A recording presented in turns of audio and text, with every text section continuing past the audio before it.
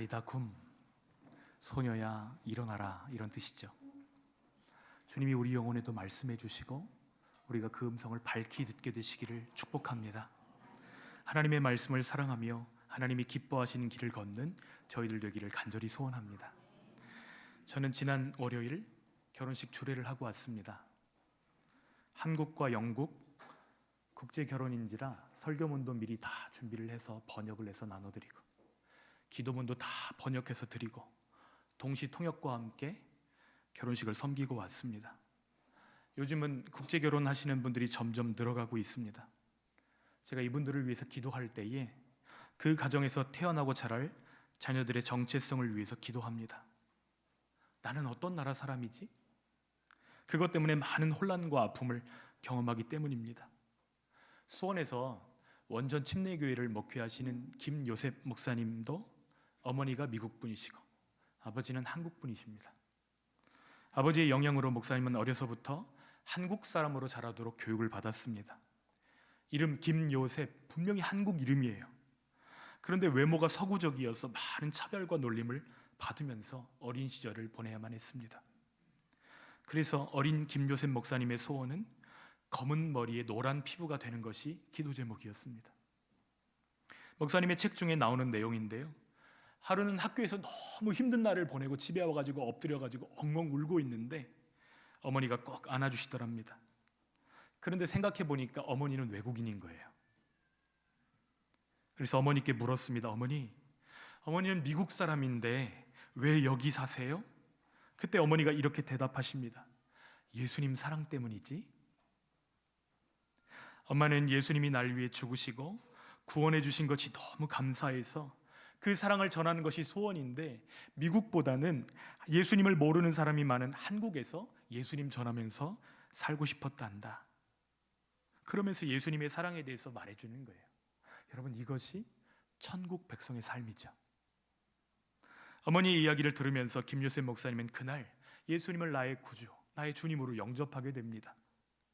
혼혈아라고 따돌림 받고 몸도 마음도 아픈 아들을 가운데 놓고 아빠와 엄마가 영접 기도를 인도하는 거예요. 그러자 어린 요셉이도 이어서 기도합니다. 예수님이 저를 위해 피 흘리시고 돌아가심을 믿습니다. 몸도 아프고 마음도 아파요. 지금 제 곁에 오셔서 다 낫게 해주세요. 김요셉 목사님은 어렸을 때부터 넌 크면 아버지처럼 훌륭하고 큰 목사님 되어라, 이런 이야기들을 많이 들었습니다. 그런데 그 말이 어린 요셉이의 마음 가운데 너무 부담스럽게 느껴지는 것이죠. 아버지처럼 훌륭한 목사가 될 자신도 없었고 또 내가 잘 못하면 아버지에게 누를 끼칠 것이 분명하니까 그것이 큰 짐처럼 느껴진 거예요. 사람들은 칭찬이라고 얘기를 하는데 마음의 짐처럼 느껴지는 것입니다.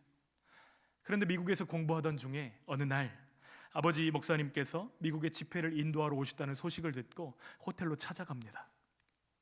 아버지와 같이 묵는데 깊은 밤 침대에 아버지가 안 계신 거예요. 일어나서 보니까 화장실 쪽에서 희미하게 불빛이 새어나옵니다. 한참을 기다려도 나오지 않으시니까 혹시나 하는 마음에 가만히 가서 화장실 문을 열어보는데 아버지가 화장실 변기 뚜껑 위에다 수건 2장을 딱 포개놓고 그것을 제단 삼아 무릎 꿇고 기도하고 계시는 것입니다. 곤히 자고 있는 아들을 깨우기가 싫어가지고 화장실을 제단 삼아서 엎드려가지고 아버지가 자신의 이름을 부르면서 기도하시는 모습을 본 것입니다. 하나님, 우리 요셉이가 하나님을 두려워하고 하나님을 사랑하는 귀한 일꾼이 되게 해주십시오. 화장실 바닥에 엎드려서 기도하는 그 아버지의 모습을 보면서 김일세 목사님이 하나님의 음성을 들었다는 거예요. 그러면서 하시는 말씀이 우리는 자녀들에게 좋은 것을 주기를 원하지만 결국 삶으로 가르치는 것만 남더라는 것입니다. 우리는 우리가 갖지 않은 것을 자녀에게 줄 방법이 없습니다. 우리가 하나님 안에 살며 그 부요를 누릴 때에 그것을 물려줄 수 있는 것입니다. 링컨은 9살 때 그의 어머니가 링컨에게 성경책 하나를 물려주시면서 이런 유언을 남겼습니다. 아들아, 이 성경책은 할아버지 할머니께 내가 받은 것이란다. 엄마가 여러 번 읽어 많이 낡았지만 우리 집의 가장 값진 보배이지. 나는 너에게 100에이커 12만 평의 땅을 물려주는 것보다 이 한 권의 성경을 물려주는 것을 진심으로 기쁘게 생각한단다. 아들아, 너는 성경을 읽고 성경 말씀대로 살아가는 사람이 되어다오. 하나님을 사랑하고 이웃을 사랑하는 사람이 되어다오. 이것이 링컨 어머니의 마지막 유언이었습니다. 여러분, 그 엄마는 왜 아들의 손에 성경책을 들려주기를 원했을까요? 이유는 세 가지입니다. 우리는 성경을 통해서 생명이신 예수님을 만나기 때문입니다. 우리는 성경을 통해서 하나님이 기뻐하시는 삶의 기준을 배우기 때문입니다. 우리는 성경을 통해서 다른 사람을 섬기는 삶의 목적과 가치를 깨닫기 때문입니다. 세상에 있는 모든 책들은 시간이 지나면 다 죽은 글들이 되어버립니다. 그러나 성경은 다릅니다. 성경은 살아있습니다. 지금도 여전히 그 말씀을 읽는 사람들의 심령 가운데 역사하여서 생명을 주시는 줄 믿습니다. 수많은 사람들의 인생이 그 말씀 때문에 변화되고 있는 것이죠. 우리 믿음은 하나님의 말씀인 성경을 기초로 세워져 있기 때문에 성경 떠난 그리스도인의 삶이란 생각조차 할 수 없는 것입니다. 그러면 우리는 어떻게 이 귀한 말씀을 우리 자녀 세대들에게 물려줄 수 있을까요? 오늘 우리가 읽었던 시편 119편 말씀은 부모된 우리가 먼저 주의 법을 사랑하는 사람이 되어야 된다, 이렇게 말씀하고 있습니다. 97절 말씀 같이 읽겠습니다. 내가 주의 법을 어찌 그리 사랑하는지요, 내가 그것을 종일 작은 소리로 읊조리나이다. 아멘. 여러분, 말씀을 사랑하십시오. 말씀 사랑하는 것이 예수님을 사랑하는 것이기 때문입니다. 나의 문화유산 답사기에서 유홍준 교수님이 이런 이야기를 하였습니다. 사랑하면 알게 되고 알게 되면 보이나니 그때 보이는 것은 전과 같지 않으리라. 우리가 주님의 말씀을 사랑할 때 하나님의 말씀을 더 깊이 알게 되고 그 말씀을 붙잡고 주님과 동행할 때 이전에 보지 못했던 것들을 보게 되는 줄 믿습니다. 통찰력을 주시는 것이죠. 여러분, 통찰력이 무엇입니까? 같은 사물, 같은 현상을 바라보는데 그 안에 흐르고 있는 원리를 꿰뚫어보는 안목입니다. 사람들은 하루에도 수없이 무언가가 떨어지는 장면들을 보잖아요. 그렇죠? 오늘도 바람이 불면 이 나무잎이 떨어지는 모습들을 보면서 교회 오셨을 거예요. 그런데 뉴턴은 떨어지는 사과를 바라보면서 만유인력의 법칙을 발견합니다. 질량을 가진 모든 것들은 서로 끌어당기는 힘이 있는데 물건이 떨어지는 것은 지구가 당기는 힘이 더 세다는 것이죠. 통찰력입니다. 우리에게는 통찰력을 얻을 수 있는 보물창고가 있습니다. 하나님의 말씀입니다. 그래서 시인은 하나님의 지혜를 사모하며 종일 작은 소리로 그 말씀을 읊조립니다. 여러분, 우리가 하루 사는 동안에 부끄러움 없이 하루를 살 수 있다면 얼마나 좋을까요? 우리가 하는 일들이 하나님을 기쁘시게 하는 일들로 꼽히게 된다면 얼마나 좋을까요? 그런데 우리 현실은 그렇지 못할 때가 얼마나 많습니까?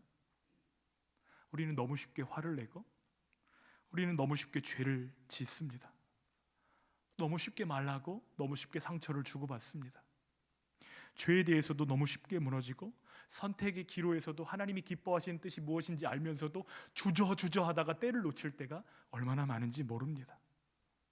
여러분, 우리에게 지혜와 통찰력이 있어서 그 선택의 기로에서 똑같은 실수를 반복하지 않을 수 있다면 얼마나 좋을까요? 그런데 시인이 고백합니다. 그렇게 할 수 있는 길이 있다는 거예요. 98절 말씀에 보니까 말씀을 사랑하면 그 말씀이 나를 원수보다 더 지혜롭게 하신다고 고백합니다. 99절로 100절 말씀에 보니까 세상의 지혜의 대명사가 스승과 노인일진데 하나님께서는 말씀을 사랑하는 자를 그 어떤 스승보다 지혜롭게 하시고 그 어떤 인생의 경륜을 가진 노인보다도 탁월하게 하신다고 고백하고 있습니다. 왜 그렇죠? 하나님의 지혜가 온 땅을 다스리고 계시기 때문입니다. 사무엘하 17장에 보면 다윗이 아들 압살롬의 반역을 피해서 도망가는 장면이 나옵니다. 아들이 반역을 일으켰으니 얼마나 슬플까요? 달려가는 그의 눈에는 눈물이 흘렀을 것입니다. 아들이 배신한 것도 속상한데 평생 내가 믿고 맡겼던 책사 가운데 가장 똑똑한 아이도벨이라고 하는 사람이 자신에게 등을 돌려서 압살롬에게 충성을 맹세합니다. 여러분, 이 아히도벨이 얼마나 대단한 사람인지 그의 머리에서 나온 지혜가 하나님의 것과 일반이라 이렇게 설명할 정도로 탁월한 모사입니다. 그가 압살롬에게 악한 지혜를 전달합니다. 이제 당신께서는 선왕이신 다윗 왕의 후궁들을 취해서, 이제 아버지의 부인들을 취해서 그들과 동침함으로 아버지와 내가 이제 완전히 갈라섰다는 것을 백성들에게 보여주십시오. 이렇게 조언합니다. 그리고 자신에게 군사 1만 2천 명을 주시면 다윗의 목을 베어오겠다고 제안합니다. 그러나 하나님께서는 다윗의 또 다른 책사 아렉 사람 후세를 통해서 이 아히도벨의 지혜를 무력하게 만드십니다. 어떻게 그렇게 하시죠?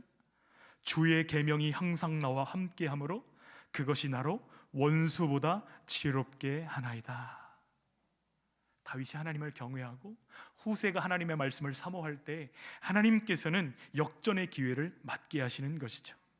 여러분, 말씀을 사랑하는 자에게 주시는 이 은혜가 저와 여러분들에게 있기를 소원하고 축복합니다. 요셉은 젊은 나이에 애굽의 총리가 되었습니다. 30살이었습니다. 그가 애굽을 다스릴 때에 애굽의 나이 많은 많은 술사들이 그의 지리를 따라갈 수 없었다고 기록합니다. 다니엘은 포로로 끌려온 사람이었습니다. 그런데 그의 지혜와 총명은 왕이 3번 바뀌고 나라가 2번 갈리는 동안에도 변함없이 신뢰받는 신하로서 하나님의 일을 감당하게 합니다. 두 사람의 공통점이 무엇이죠? 하나님을 경외하고 하나님의 말씀을 사랑하고 그 말씀을 순종하는 데 온 힘을 기울였다는 것입니다. 그러자 하나님은 그들에게 지혜를 주셨고 그 결과 그들의 원수보다 지혜롭게 하시고 스승이나 노인보다 탁월하게 하신 것입니다. 여러분, 우리는 이러한 지혜를 어떻게, 어디서 얻을 수 있을까요? 하나님의 말씀을 묵상하셔야 합니다. 사도 바울은 자신의 아들 같은 사역자 디모데에게 목회가 무엇인지를 이 한마디로 알려주고 있습니다. 디모데후서 3장 16절로 17절 말씀 같이 읽겠습니다. 모든 성경은 하나님의 감동으로 된 것으로 교훈과 책망과 바르게 함과 의로 교육하기에 유익하니 이는 하나님의 사람으로 온전하게 하며 모든 선한 일을 행할 능력을 갖추게 하려 함이라. 아멘. 여러분, 목회가 무엇이죠? 하나님의 사람을 하나님의 말씀과 만나게 해주는 것입니다. 우리가 하나님의 말씀을 묵상할 때 하나님이 지혜를 주시는데 그 지혜의 또 다른 이름은 분별력입니다. 아까 통찰력 이야기를 드렸는데 또 다른 이름이 분별력이에요. 말씀이 우리를 인도합니다. 가야 될 길과 가야 되지 말아야 될 길들을 분별할 수 있도록 우리에게 지혜를 주십니다. 선과 악을 분별할 수 있도록, 거짓과 진리를 분별할 수 있도록 우리를 인도하시는 것이죠. 그러므로 말씀에 순종하게 되면 자연스럽게 악한 길을 피해가게 되는 것입니다. 이러한 은혜가 저에게 있기를 소원합니다. 데살로니가전서 5장 22절에 바울은 이야기합니다. 악은 모든 모양이라도 버릴지니라 말씀합니다.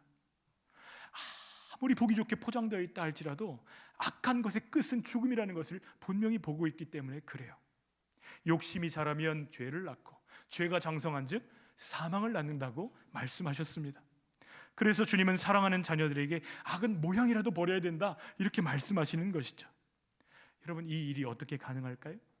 말씀을 따라 살기로 결단할 때 가능한 것입니다. 104절 말씀 함께 읽겠습니다. 주의 법도들로 말미암아 내가 명철하게 되었으므로 모든 거짓 행위를 미워하나이다. 여러분, 우리에게 결단이 필요한 이유는 관계 때문입니다. 무엇 때문이라고요? 관계요. 우리가 죄악과 버타면 하나님과 멀어질 수밖에 없거든요. 설교 초도에도 주례에 관해서 이야기했는데 한 남자가 한 여자와 결혼한다는 것은 다른 모든 이성 관계들에 대해서 단절하겠다, 정리하겠다 그런 의미잖아요. 우리가 하나님과 함께하며 그 지혜로 살기 원한다면 우리 안에 반드시 선행되어야 될 것이 있는데 그것은 관계 정리인 줄 믿습니다. 하나님과 깊은 사귐을 원하신다면 먼저 죄와 멀어지기로 결단하셔야 됩니다. 죄를 미워하고 거룩하기로 결단하는 자들 안에 말씀이 어떻게 역사하시는지 105절에 기록되어져 있습니다. 함께 읽겠습니다. 주의 말씀은 내 발의 등이요 내 길의 빛이니이다. 아멘. 우리가 걸어가야 될 길을 밝히 보여주는 빛이라는 거예요. 그 길을 비춰주시는 빛입니다. 사랑하는 하늘가족 여러분, 같은 길이라고 해도 어둠 속에 걷는 길과 밝음 속에 걷는 길은 완전히 다릅니다. 너무너무 달라요. 말씀을 펴서 읽는 시간이 우리 영혼의 등불을 켜는 시간입니다. 그 말씀을 묵상하는 시간이 등불을 걷고 있는 시간이라는 것이죠. 다른 사람들을 위해서가 아니라, 다른 누구에게 보이기 위해서가 아니라 우리 자신을 위해서 하나님의 말씀 앞에 서시기를 축복합니다.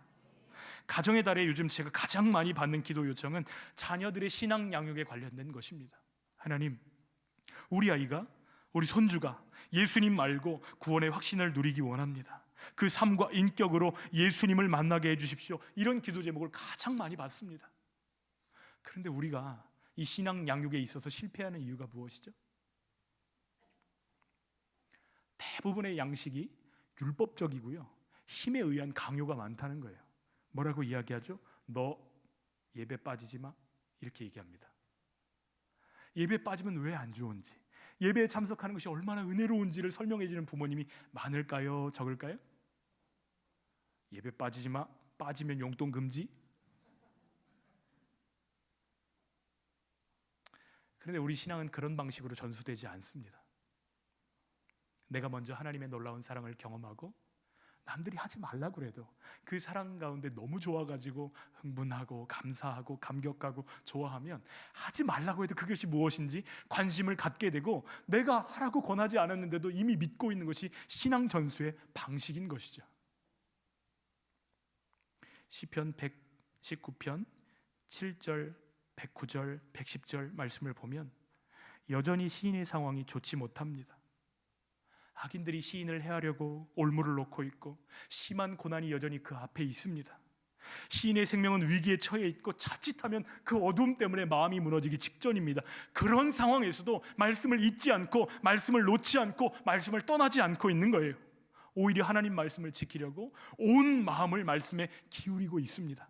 112절 말씀 같이 읽겠습니다. 내가 주의 율례들을 영원히 행하려고 내 마음을 기울였나이다. 사랑하는 하늘가족 여러분, 여러분의 마음은 어디로 기울어져 있으십니까? 여러분의 마음은 무엇을 향하고 계십니까? 우리의 마음이 하나님의 말씀을 향하고 그 말씀을 행하는 데 집중하시기를 축복합니다. 하나님이 무엇을 명령하실 때에는 그것을 행할 힘도 반드시 함께 주시는 줄 믿습니다. 하나님의 사람 다윗이 어떤 일을 할 때마다 하나님께 물어본 것이 있습니다. 여호와여, 제가 올라가리이까? 전쟁을 시작하기 전에 주님께 모든 것을 묻는 것입니다. 그러면 주님이 말씀하십니다. 올라가라. 어디로 갈까요? 헤브론으로 갈지니라. 그런데 주님이 어디로 가라고 말씀하실 때 너는 이것도 준비하고 저것도 준비하고 이것도 만들고 저것도 행해야 된다, 여러 가지 옵션들을 이야기하지 않으세요. 길과 목적지는 내가 정했으니 너는 순종하라 말씀하시는 것입니다. 이것이 다윗이 승리한 비결인 줄 믿습니다. 우리가 말씀의 마음을 기울일 때 순종까지 나아가는 것이 중요합니다. 말씀 안에는 하나님의 뜻과 하나님의 능력이 다 들어있기 때문에 그래요. 주님이 두려워 말라 말씀하실 때에는 두렵지 않게 해주마 약속이 들어있는 줄 믿습니다. 너희는 가만히 있어 주가 하나님됨을 알지어다 말씀하실 때 우리가 움직이지 않아도 홍해 바다를 가르시는 약속이 그 말씀 가운데 들어있는 줄 믿습니다. 우리가 공부를 하든 직장 생활을 하든 무엇을 하든 일의 성패는 그 현장에서 결정되는 것이 아니라 우리가 하나님의 마음을 기울일 때, 그 말씀에 전심으로 순종할 때 거기서 이미 갈라지는 줄 믿습니다. 그러므로 날마다 말씀의 등불을 켜고 우리가 가야 할 길과 가지 말아야 될 길을 분별하며 주님과 동행하는 저희들 되시기를 축복합니다. 말씀의 인도를 따라 걸어갈 때 우리를 복 있게 하시고 우리를 살리실 것입니다. 우리에게는 빛이 필요합니다. 사도 요한은 말씀이 육신이 되어서 우리에게 오신 빛이 계시는데 그분이 예수님이다, 이것을 설교합니다. 우리 한번 같이 요한복음 1장 3절 4절 말씀을 선포하면서 읽도록 하겠습니다. 만물이 그로 말미암아 지은 바 되었으니 지은 것이 하나도 그가 없이는 된 것이 없느니라. 그 안에 생명이 있었으니 이 생명은 사람들의 빛이라. 아멘. 여러분, 예수님이 우리의 빛이십니다. 예수님의 인도를 따라 걷는 것이 막연하지가 않습니다. 어떻게 하면 되죠? 주님의 말씀으로 내 인생의 등불을 삼으며 고난 중에도 찬양과 감사를 올려드리는 것입니다. 그 말씀을 따라 걸어갈 때 지혜를 주시고 통찰력을 주시고 분별력을 주시는 것입니다. 주의 말씀은 내 발의 등이요 내 길의 빛이니이다. 상황과 관계없이 이 말씀 붙들고 살아가는 저와 여러분 되시기를 주님의 이름으로 축원합니다.